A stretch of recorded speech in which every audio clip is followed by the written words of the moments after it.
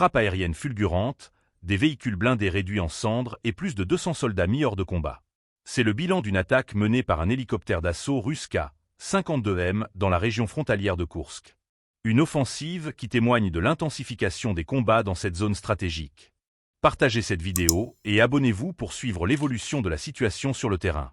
Un hélicoptère Ka-52M, appareil d'attaque réputé pour sa maniabilité et sa puissance de feu, a mené une frappe ciblée contre des unités ukrainiennes déployées près de la frontière russe. Selon le ministère de la Défense, l'objectif était clair, neutraliser le personnel et les blindés adverses. Une mission qui s'est soldée par un succès total, selon les autorités militaires, toutes les cibles ayant été détruites. L'intervention a été menée dans le cadre du soutien aux unités du groupement Sevé, une force tactique engagée sur plusieurs fronts de la région.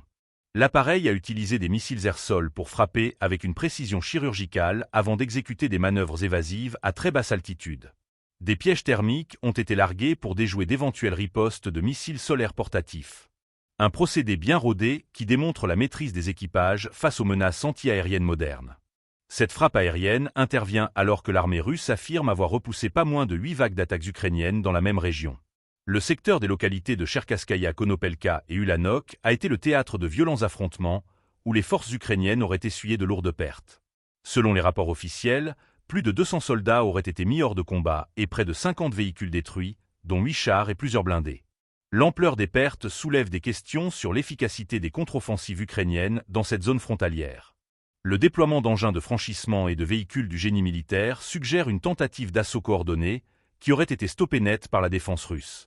Au-delà des chiffres, cet épisode illustre la brutalité des combats et l'enjeu stratégique que représente cette région. Koursk est devenu un point névralgique du conflit, où les frappes aériennes et les contre-attaques terrestres s'enchaînent à un rythme effréné. Une guerre d'usure où chaque avancée est âprement disputée et où la supériorité aérienne semble jouer un rôle décisif.